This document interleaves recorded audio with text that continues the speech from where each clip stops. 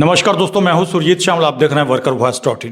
दोस्तों, मैं पूरे देश के अंदर अलग अलग स्टेट है जहां पे मजदूर कर्मचारी साथी काम करते हैं, उनका न्यूनतम वेतन बता चुका हूं, जिसमें आप जाकर के हमारे ब्लॉग पे चेक कर सकते हैं कि कौन कौन से स्टेट का हमने बता दिया।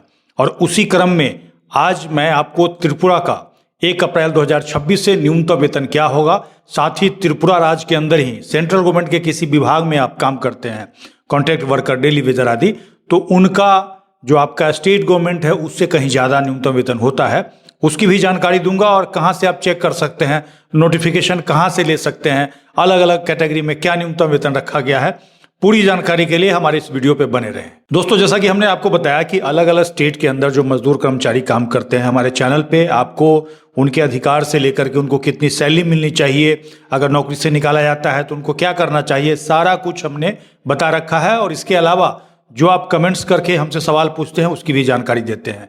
इसी क्रम में अगर आप त्रिपुरा राज्य के अंदर किसी भी जिले में काम करते हैं प्राइवेट कर्मचारी के रूप में, मजदूर के रूप में, तो आपको 1 अप्रैल 2026 से कम कितना मिलना चाहिए, क्योंकि आपको बता दूं कि आपका नोटिफिकेशन जारी हुआ है, उसके हिसाब से आपका न्यूनतम वेतन आपके महंगाई भत्ता बढ़ने के बाद बढ़ चुका है। आइए हम जानते हैं कि अलग अलग कैटेगरी में काम करने वाले कर्मचारी 1 अप्रैल 2026 से त्रिपुरा राज्य के अंदर काम करते हैं। स्टेट गवर्नमेंट के अंदर शॉप एंड एस्टेब्लिशमेंट एक्ट के अंदर, यानी कि किसी होटल, दुकान, रेस्टोरेंट आदि किसी भी वाणिज्यिक संस्थान के अंदर, या फिर त्रिपुरा राज्य के किसी विभाग में कॉन्ट्रैक्ट वर्कर आदि के रूप में, तो कम से कम आपको न्यूनतम वेतन कितना मिलना चाहिए, आइए मैं आपको बताता हूं। दोस्तों, जैसे ही आप वीडियो के डिस्क्रिप्शन में जाएंगे, आपको हमारे ब्लॉग www.workervoice.in का ये वाला लिंक मिल जाएगा। इस पे क्लिक करते ही हमारे इस वाले पेज पे आ जाएंगे। हमने कोशिश की है हर स्टेट का यहाँ न्यूनतम वेतन बताने का, साथ ही सेंट्रल स्फीयर का भी आपको यहाँ मिल जाएगा। और इसी में आप नीचे आएंगे तो यहाँ पे आपको त्रिपुरा का न्यूनतम वेतन दिख जाएगा। यहाँ पे अपडेट सुन लिखा हुआ है, थोड़ी देर में यहाँ पे डेट अपडेट हो जाएगा 1/4/2026। इस पे क्लिक करेंगे, वैसे ही हमारे पोस्ट पे आ जाएंगे जहाँ की हमने इसकी पूरी जानकारी दी है। आपको बता दूं कि उसी पोस्ट के लास्ट में ये वाला नोटिफिकेशन मिल जाएगा। 30 अप्रैल 2026 को ये जारी किया गया है। और आपको बता दूं ये 1/4/2026 से लागू है, इसलिए कंफ्यूज होने की जरूरत नहीं है। देर से जारी किया गया है, अभी हमें मिला है। और हमारे पास लगातार आपका कमेंट्स आ रहा था, तो हमें लगा कि आपको बताना चाहिए। यहाँ पे जो आपका मिनिमम रेट जो है पूरे महीने का कम से कम कितना होना चाहिए, 9,909 रुपया पर मंथ, यहाँ चेक कर सकते हैं।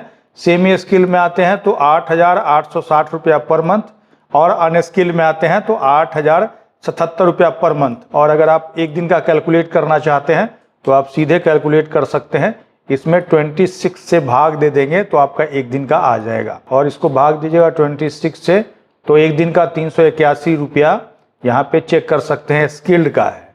अब ऐसे में आप लोग कमेंट्स करके बताइएगा कि क्या आपके लिए काफ़ी है।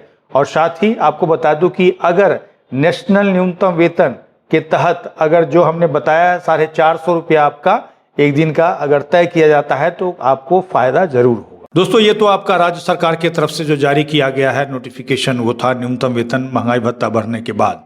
अब जैसा कि हमने आपको बताया कि सेंट्रल गवर्नमेंट के अंदर किसी विभाग के अंदर आप या मंत्रालय के अंदर कॉन्ट्रैक्ट वर्कर या डेली वेजर आदि के रूप में काम करते हैं, तो आपके लिए एक अलग न्यूनतम वेतन का प्रावधान है, जिसको कि सेंट्रल स्फीयर का न्यूनतम वेतन कहा गया है।